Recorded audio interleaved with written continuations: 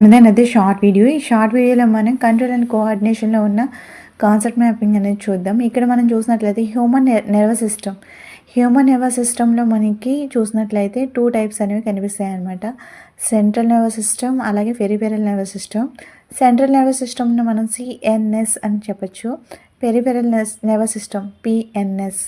ఇక్కడ central nervous సిస్టమ్‌లో మనం చూసినట్లయితే మనకి 2 టైప్స్ అనేవి కనిపిస్తాయన్నమాట. ఏంటవి అని చూస్తే బ్రెయిన్ అలాగే స్పైనల్ కార్డ్ అనేవి సెంట్రల్ నర్వస్ సిస్టమ్‌లో మనకు ఉన్నాయన్నమాట.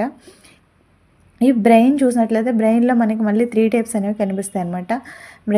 బ్రెయిన్‌లో ఏంటి 3 టైప్స్ అంటే బ్రెయిన్‌లో ఫోర్ బ్రెయిన్, అలాగే మిడ్ బ్రెయిన్, అలాగే హిడ్ బ్రెయిన్. ఈ 3 బ్రెయిన్స్ అనేవి కనిపిస్తాయి. నెక్స్ట్ స్పైనల్ కార్డ్ చూసినట్లయితే స్పైనల్ కార్డ్‌లో మనకి రిఫ్లెక్స్ యాక్షన్స్ అనేవి కనిపిస్తాయి. Reflex actions and reflex arc.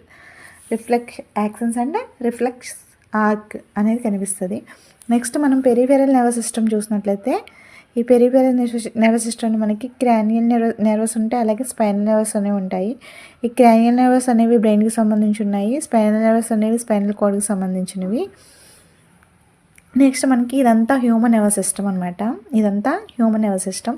Next మనకి కోఆర్డినేషన్ ఇన్ ప్లాంట్స్లో మనం చూసినట్లయితే మూమెంట్స్ అనేవి ఎలా జరుగుతాయి ఏంటనేది. మూమెంట్స్ ఇన్ ప్లాంట్స్ చూసినట్లే మనకి ట్రాఫిక్ మూమెంట్స్ అలాగే నాస్టిక్ మూమెంట్స్ అనేవి ఉంటాయి అనమాట. ఇక్కడ మనకి ప్లాంట్స్లో మూమెంట్స్ అనేవి 2 టైప్స్ అనమాట.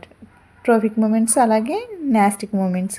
ఈ ట్రాఫిక్ మూమెంట్స్ అనేవి ఏంటంటే ఇవి మూమెంట్స్ డిపెండ్ ఆఫ్ గ్రోత్ మీద డిపెండ్ అయి ఉంటాయి అన్నమాట ట్రాఫిక్ మూమెంట్స్ అనేవి.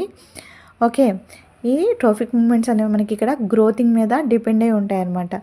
నాస్టిక్ మూమెంట్స్ అనేవి ఇండిపెండెంట్ అనమాట. అంటే గ్రోత్ మీద డిపెండ్ అయ్యి ఉండవు అనమాట. నాస్టిక్ మూమెంట్స్ అనేవి గ్రోత్ మీద డిపెండ్ అయ్యి ఉండవు అనమాట.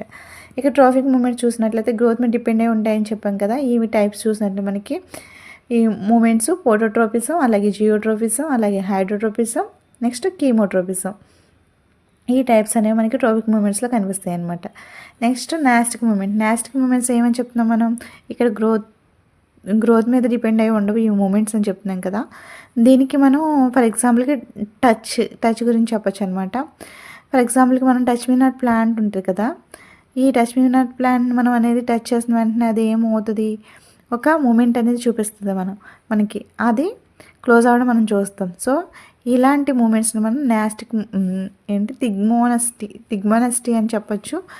వీటికి సంబంధించి మనం ఇవన్నీ నాస్టిక్ మూమెంట్స్ అని చెప్పొచ్చు అనమాట. Okay, thank you.